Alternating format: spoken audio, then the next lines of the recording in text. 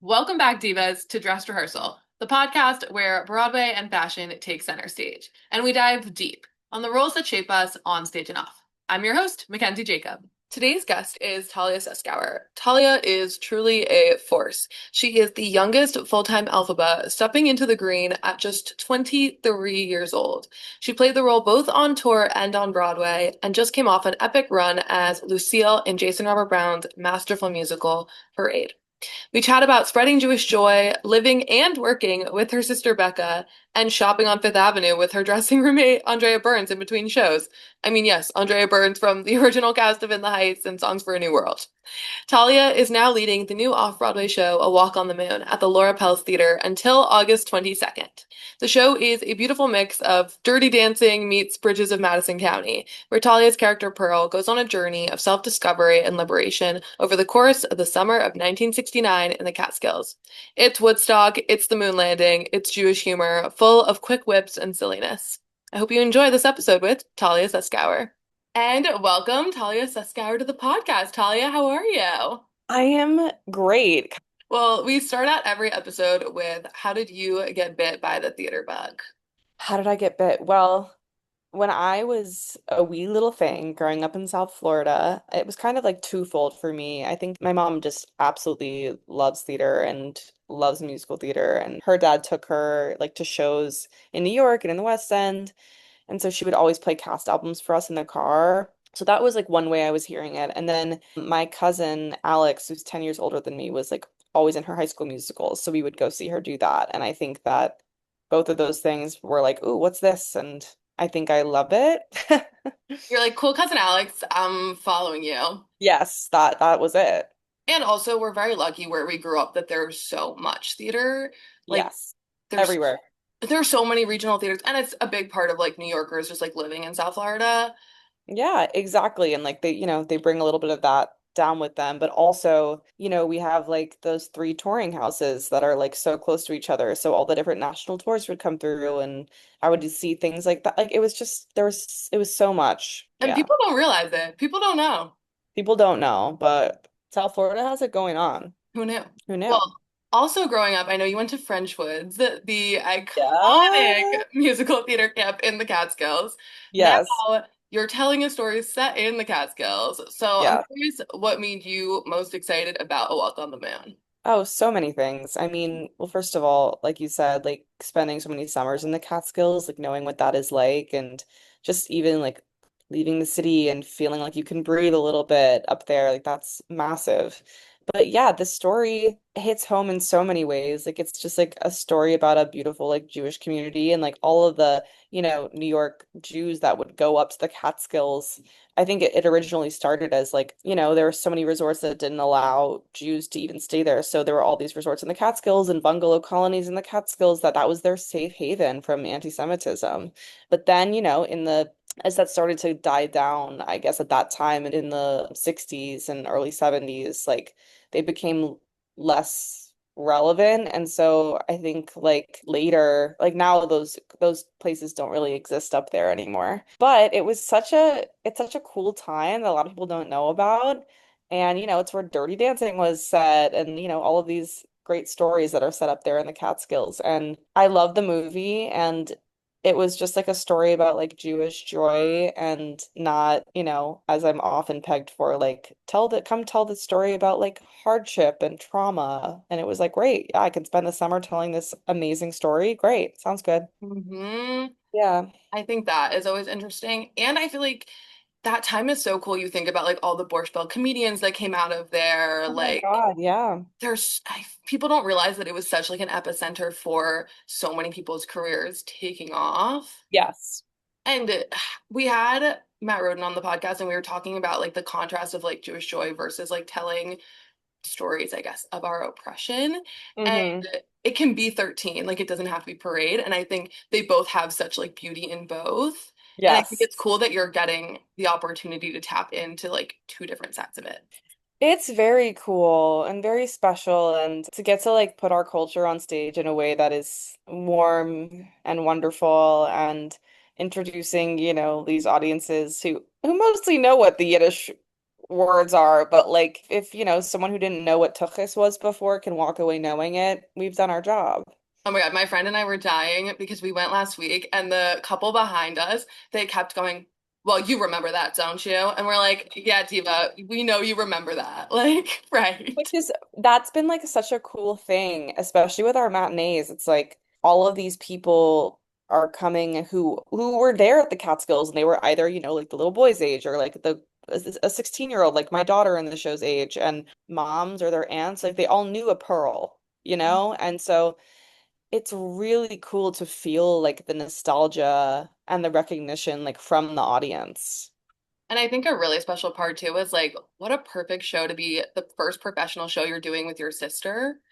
I know. It's Like, so special. what is that experience sharing the process with her? And it's also a reunion for your parade husband, Max Chernin, like to start this with people that you know so deeply. I mean, what a dream, right? Like there's always like this getting to know you period with a cast and like I knew so many people in this cast like going in.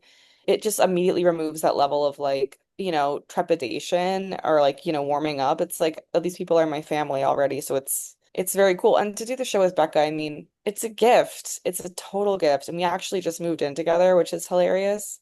So that was before the prospect of this show had even come up. So we were like, okay, we're roommates. Then we had to have this conversation of, okay, we might be working together. So we need to like talk about how that's going to be. And it's been great. It's been so great. And to get to watch her do her thing every night and play alongside her. And it's been a total blessing. I mean, you guys need a reality show just following your I mean, that's a lot of sister time. I think that there should be some kind of like thing about siblings in this business because there are quite a few, and especially siblings like that get to work together. It's a very cool thing when you both get to like that level where you're able to do shows together. It's awesome and definitely like my parents' Super Bowl personally. I mean, how could they not? It's perfect. Yeah. Yeah, I totally. always think of the Coopers, like Lily Cooper, her dad, and her brother. Like, Eddie, yeah, I love them. at least then, also you have a shorthand of like people that get what you're going through all the time too. Yes, absolutely. There's this familiarity and then you can commiserate with each other and it's very special. Totally. Yeah. And I think a really cool part of this character's journey is a lot of it is shown through her clothes and kind of like her liberation through clothes. And so Yes. I'm curious in your process, like how costumes help you find a character. They're everything, really. I mean, it's like we choose our clothes as humans so intentionally. And so I think that, your character does the same. And whether it's defined by like their like circumstances around them and, their financial limitations, where they're located, like there's so many factors that go into the choices. But like ideally, you have to remember that you as your character have like chosen what you're wearing. And so if those don't feel authentic, then they don't support the story that you're trying to tell. So I think in this process, it was very, very collaborative. Like our costume designer, Ricky Lurie, from the get-go, he was like, if any of these clothes don't feel like your version of Pearl, then let's figure out what does. And we had a great starting point, and then we got to a place where it was like this, we're all happy with what this is. So yeah, I mean, it was, I think too, I start off the show in this really cute like flower print dress that's very of the time, and by the end of the show, I'm in pants and like a bell sleeve shirt, which was important to me to show like how this character has loosened up and found freedom in self and also reflected in her clothing as we've moved through it. Right. And I think in the beginning, you just know exactly who these people are and kind of like the world in which they're bound to from Yeah, instinctually. And so it's also a reflection of the times. Like that era of like 60s, 70s is just so distinct. And it so to is. see like her journey tracked through that is such a cool, I guess, like window into how times are changing and how it's just affecting everyone there. Yeah, absolutely. And we have this whole thing with a tie-dye shirt and how that kind of affects her and intrigues Pearl and this idea that like every tie-dye shirt is different from one another. They're all unique, and I think that that is something that piques her interest for sure. And then, getting to see her wear it and go to Woodstock and have this whole journey and Yeah, it's very cool. And I can only imagine if someone in the audience has gone to Woodstock that they're just like, oh, let me tell you stories. We had a few, and like, there's this whole thing with all the men when they're coming up, because the men would go to work every week and only come up for the weekends, and their families would be remain at the bungalow colonies during the week. And they'd be like, okay, it took me like 2 hours and 27 minutes to get up here today. Like they would time themselves. And then we have a moment where Marty, my husband in the show, is trying to get up during Woodstock, and it took 13 hours, 48 minutes. Like it was like insane. So we've had people that have come to the show who've been like, oh my God, I remember the cars on the sides of the road, and people were walking for miles to get there because there was no, but like no one knew how big this event was going to be. So it's been really cool to talk with different people after the show to share like their experiences of this literal summer, whether they were in the bungalow colonies, whether they were going up to the Catskills on another trip, or whether they were going to Woodstock. It's very cool. Yeah, I mean, what a wild time. I And know. you also wore an epic dress for opening night of the show. And so I'm curious your philosophy on like dressing for the show, having fun with that, or kind of just like, I want to be Talia and show everybody that. I think that there is a hybrid that I like to kind of find something that, when I wear it and when someone looks at it, they're like, okay, that makes sense. Like, yeah, that's the perfect thing to wear for this occasion. I really was looking for a while, and I was like, I want something that feels like this is an off-Broadway opening night. It's not a Broadway opening night where it's in the summer. There's a level of like heightenedness that needs to go into it because I'm the lead of the show, and also you represent the show, but also it's the summer and it's hot, and it can't I don't want to be wearing a formal gown, you know? No. So, and I knew it was something that I wanted to wear a dress, and I wanted it to feel flowy, and I wanted it to feel vibrant. And I found a couple dresses from Staud that I really loved and bought both of them, tried them on, and that was the one. I mean, it was so perfect. And also it was comfortable. I was in that dress for so long that night. That's a massive thing for me too, is like I can't be uncomfortable, and I can't be like one thing I've learned is like if I'm like futzing with it, that's just not that doesn't lead to a confident person, you know? So, I'm yeah, the same way because it's like if that's what you're worried about, you're not focusing or taking in any of the moments that are happening. totally. So I was comfortable. The material was so nice. I was like totally vibing in it. And the pictures turned out great. I was like, this rocks. No, that's the best part where you're like, I'm feeling it and I just know it's gonna come through. Right. Because, Right. And it did. and we're both tall gals, like I'm 5'9", and I think Oh like yeah, me too. Great. when you can step into like the power of that, like for me it took a while because it's like you just don't I got a lot of limbs I don't know what to do with. And so Yeah. it is tricky too of like the vulnerability of finding pieces that like fit who you feel on the inside and like making sure that that shines through. That is such a validating thing to hear you say. I think so when I was in college, I remember going to like my first audition for like one of the shows in college, and I wore flats, and I had a teacher that said to me like, are those like a choice for the piece, or is that, and I was like, oh no, I just, you know, I'm tall, and I don't, she was like, don't you ever, unless it is a choice, don't you ever apologize for your height. That's what makes you unique. That's what makes you you. And ever since then, like I've been so intentional about my footwear. And yeah, it's like, why are we as tall people trying to like shrink ourselves, you know? And it is hard. I think like, it is so hard to find jeans that feel good or pants that feel good that like I mean, oftentimes things, I'm sure you run into this too. Things are too short or things are ill-fitting, and so it's when you find that thing that feels good, you just never want to take it off. Right. I mean, like I even remember in high school when you'd have like the four-finger rule or whatever it was. Like Oh, I got a Saturday detention because my dress was too short. And I was like, Divas, like I'm just too tall. Like I'm not trying to like, that's yeah, horrible. I know. Like, I don't find me a longer one. Like, I don't know what to Right. tell you. And also all my friends happened to be like 4'11. So like it just wasn't helping any of the dynamics there of just like it's nothing you can control. So you might as well embrace it. Exactly. Which Yeah, I feel the same. Yeah, which, depending on the day, if I'm being honest, I can lean in or out. Like, it's not Yeah. always the best. That's Yeah. okay. I do want to go back to camp for a second because I think something really surreal is the fact that when you were doing the tour of Parade, Frenchwoods was also doing Parade.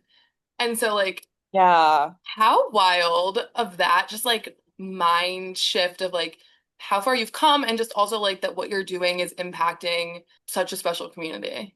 You just jogged a memory for me. We were in LA doing Parade, and after the show, I was interacting with some girls at the stage door who told me that they were about to go to Frenchwoods and that they were doing Parade and that they were so excited because now they've seen it and now they want to audition for it and, see if it works out for them. But it almost made me cry because I was like, I was you, I am you.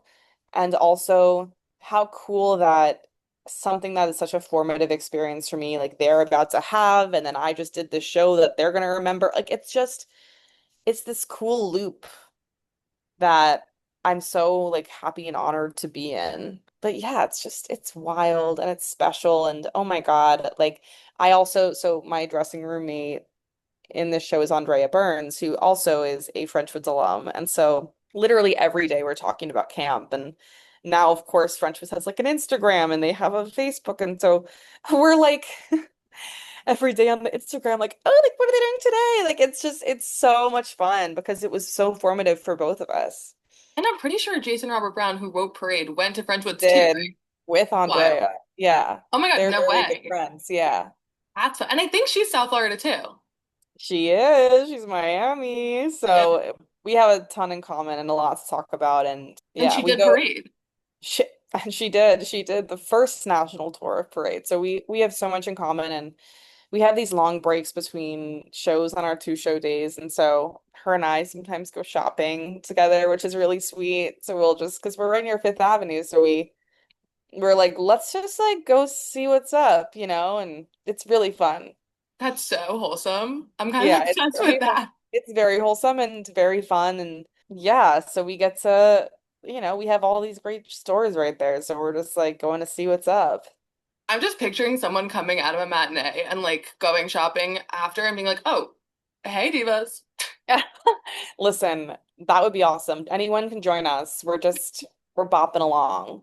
Have you guys found anything good? Do you have like any gems that you found for each other? Yeah, we were looking for shirts I mean, I was looking for a shirt for July 4th. Like we had a few days off and I wanted like a cute little like tank top that was not like a cami or I wanted like a thicker material, like a nice shirt to wear. As I was actually going upstate for those days off, weirdly. So It's all on brand. all on brand. So we went to, that store and other stories Mm-hmm. Love. we love. So we went there and I don't know if she had been in before and I found this tank top and it was like red, white, and periwinkle. It was like very cool and striped and they had it in like a black with like white trim and she got that one and I got the other one. So we have our little matching tank tops, which is cool. Wait, it's like Mary Kate and Ashley twinning. It's very cute. It's very cute. I treasure our friendship. It's been like, that's the cool thing about this. It's like when you share a dressing room with someone that, like, our dressing room is the size of us, basically. Like, it is so small. Hmm. And so, when you share that intimate space and you're doing all these things together, like, whether you almost want to or not, of course I wanted to, but like, you form a bond with that person.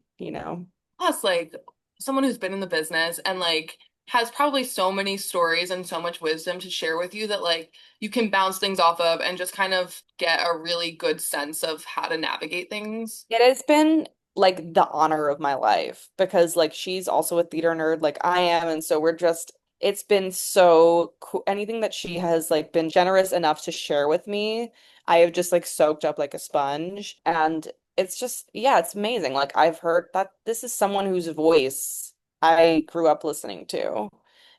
Songs for a New World was like very formative for me listening to that and of course in the Heights like she's just incredible and so it's been very cool and I will always treasure this special time with her.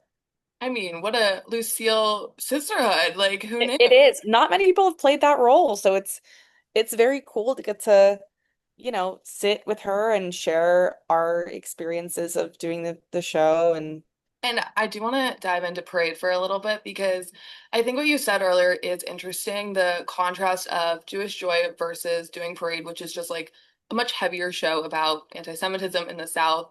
And being on tour for that, I think, is a very unique experience. And so I'm curious, especially when you guys play Georgia, where the show is set, like how that altered your experience. yeah, one thing I learned from doing that, and like the story is true, the story is heavy, and it felt like both like an honor and a duty to bring that show around. And it's not a story that people grew up knowing. And so one thing I learned is that bringing it to all of these different cities, we played like what, 17 cities or something like that.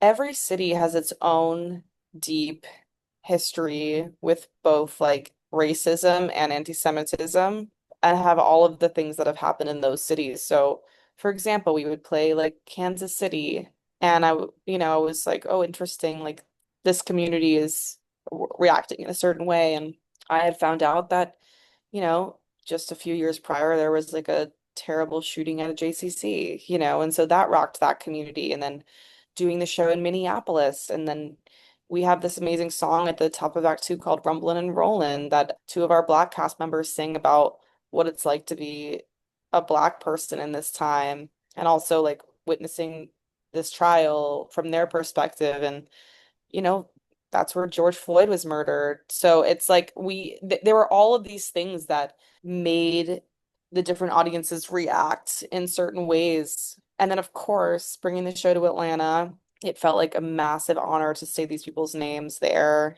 Like I've said before, it's like almost like saying Kaddish for them when you're like able to say their names in a place where they passed. And even just to say people's names, it is like we are keeping them alive just and honoring them just by doing that. And so doing the show in Atlanta, we played there only for a week. We filled up that theater. The theater, the Fox Theater there holds, I think, like 4,500 people. We filled it up every night. And I think we were all really nervous, but the response was overwhelming. We had a couple little moments that were a little bit scary, but like other than that, it was overwhelmingly positive and special and very cool. Also, an important part of that is like that story could be interpreted in Atlanta as something someone would want to like turn away from. And the fact that people wanted to come and hear it and kind of acknowledge Exactly.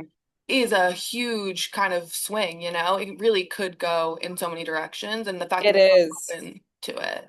They were so into it and moved. And, this is a story that is not in all of the history books there.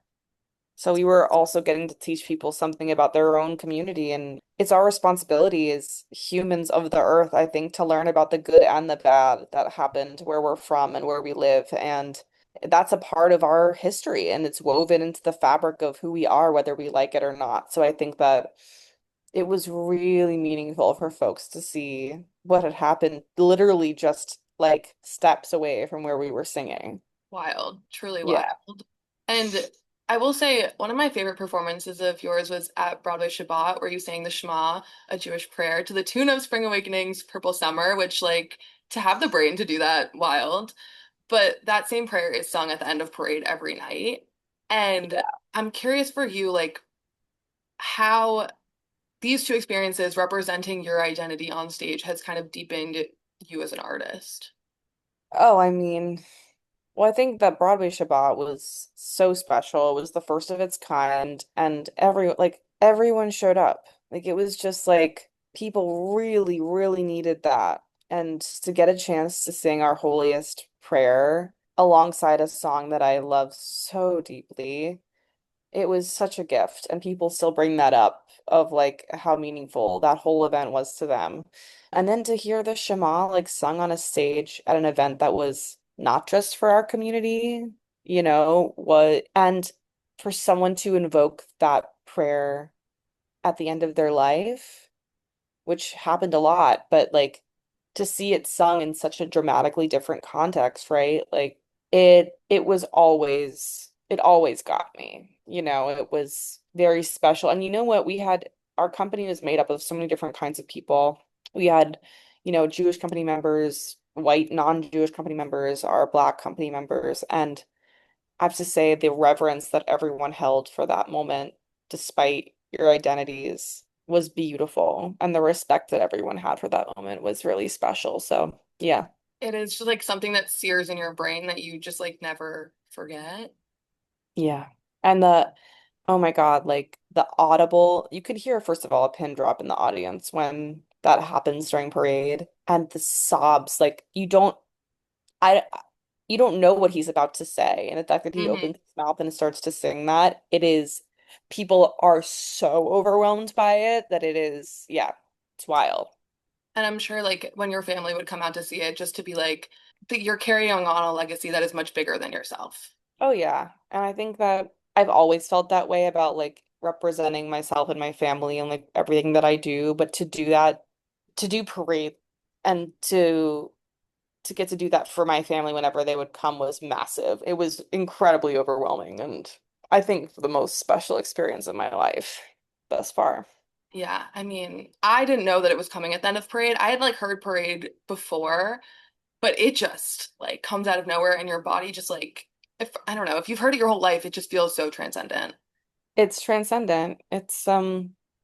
It's wild and it was a total gift and I was just happy I didn't have to be on stage for that moment and I could like take it to myself because everyone else is pretty much on stage. So I'm like it was nice to just, you know, yeah. Right. And I think that probably also led you and Max Turner to have such a like understanding of each other Oh yeah.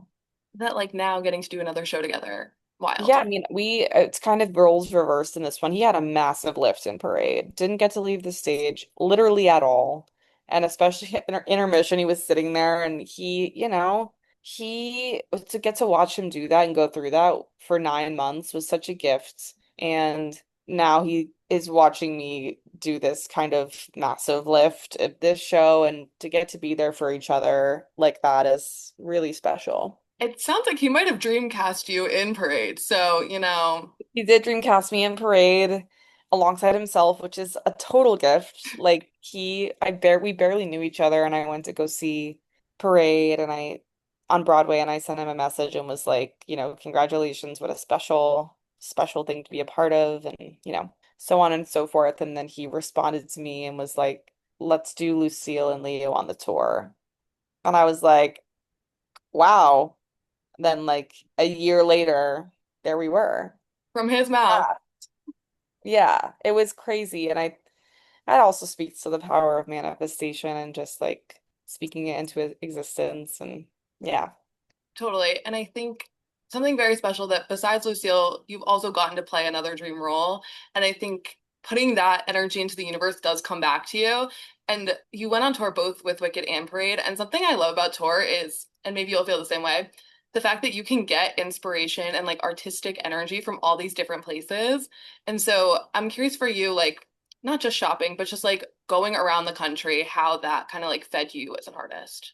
Oh my God. Like every place was different and every place fed into actually my personal style and also how I would feel that night going into the show. Because like there are some places, right? And you're in Seattle, you're in Grunge Town. Like I want to like feel like I fit in here, you know?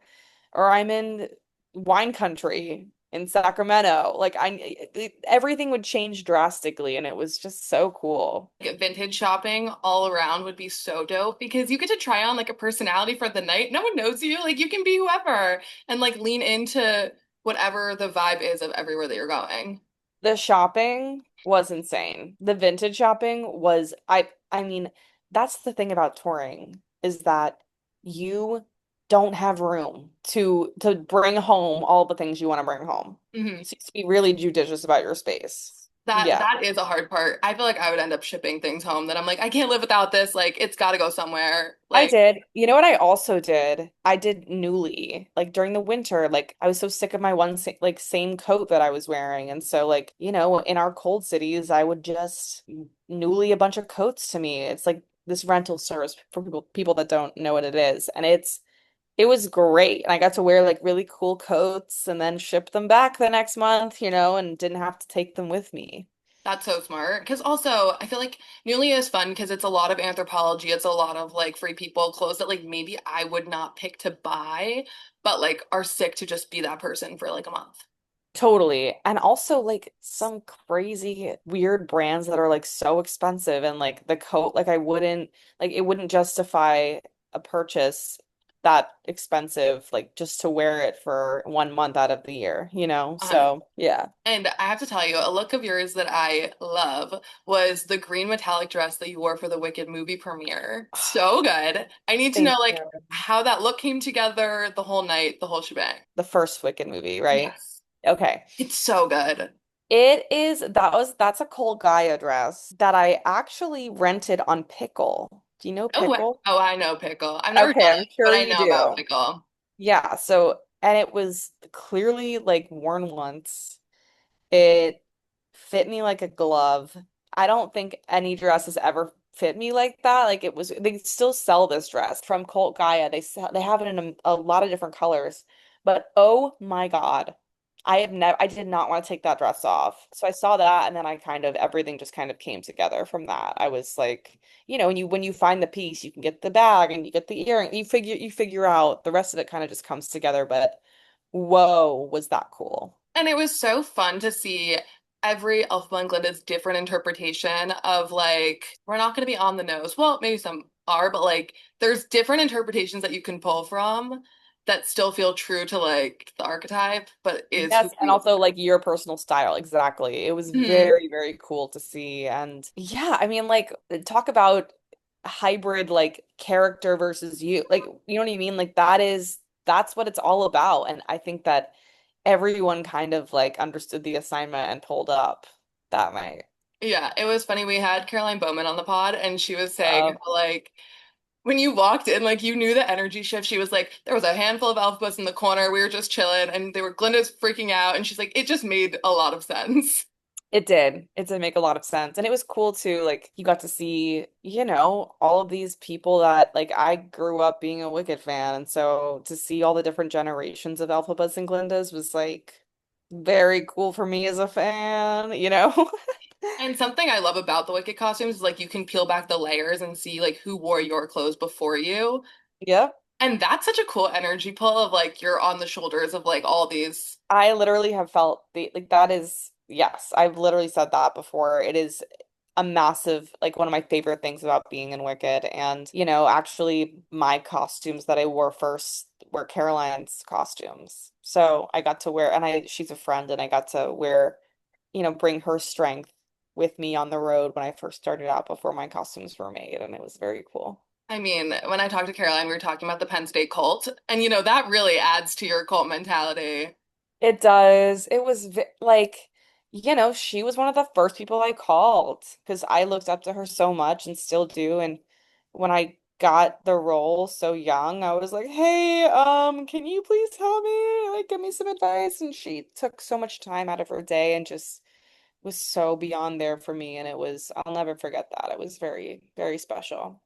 It is wild that you went into the show at like 23 years old, and you recently did a stint back in the show, and I'm curious how that felt with so much more life behind you to step back into the green. Yeah, and I think I've been lucky to have gone back a few times, and I consider like the pandemic break like going back again, So there was my first time on tour, then we had a year and a half off, and even after the pandemic going back, I was like, whoa, I feel like I've aged 10 years, right? Because of all that we went through as, a global community.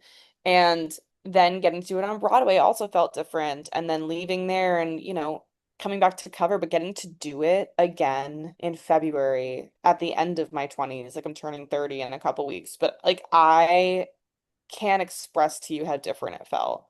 And even though, I hadn't been in the show and I had, four shots at it that weekend, there was just this level of like self-assuredness and like groundedness. And I know more of who I am now than I did. And I think that there's something beautiful about both of those things. I think Elphaba is really young and is figuring out, the whole shows are figuring out who she is and how to harness her power. And so I think as someone who has harnessed it or is, continuing to harness it, it was really cool to go back and feel and say these lines differently and sing these songs from a deeper place. I mean, what a perfect time to go back. Like, it feels like such a cool way to track your growth. And also, like now moving forward, you can see how much stronger and how much more depth that you have because you can track it through those experiences. Yeah, it's a gift. It's a real gift. And to also say to myself, like, holy shit, this is such a hard job. Like, you have no idea. So I have so much gratitude for my 23-year-old body for like, you know, being able to do all those things. Was to go back and I'm like, oh my God, how did I do this every day? This is hard. This is a hard stuff. And I think I called my mom on the phone and I was like, this is so hard. I don't know how I'm doing this. And she was like, you're doing this and you did this and you'll continue to do it. And it's true. Right, and you can do hard things and also just like appreciating your younger self of like this is so cheesy, but it's stressing out about the things that you always dreamed of and realizing that like you can do it and you have done it and you'll continue to do it and having those things to fall back on when you're ever questioning yourself in the future is such a helpful grounding presence. Totally. Exactly. That's beautifully put. Well, thank you, thank you, thank you. This has been such a treat. Oh my God, for me too. It's so much fun to talk about all this stuff. It is funny just to like go through your whole life and it feels very retrospective and to be turning 30 and getting to like look back on all of this is pretty epic. It's cool. It's really cool. I feel very lucky. I feel like I'm right where I'm supposed to be right now. So that's good. Do you have a mantra going into 30 that you're like this next decade I want to harness? Oh my God, I don't yet, and that's a really good thing. I need to really think on that. Okay, But tap I in on think that. Yeah, I think, if I could answer off the cuff right now, it's probably just going in and trusting myself, listening to my body and trusting myself. And I think I entered my 20s as someone who was like really figuring it out. And I don't think we ever finished figuring it out, but I don't, I wanted to, I think my mantra entering my 20s was like, get to know who you are and figure out what kind of person you are. And I think going into my 30s, it's like, all right, let's go. I know who I am. I know what I want. And let's step in with like confidence. So, Epic. So yeah, epic. Well, this will be the decade of Talia. let's go. I'm ready. And that's our show. Be sure to rate, review, and subscribe to Dress Rehearsal. If you love theater and fashion as much as we do, invite another diva to join the community. You can find us on Instagram, TikTok, Spotify, Apple Podcasts, YouTube, all the places. See you next time.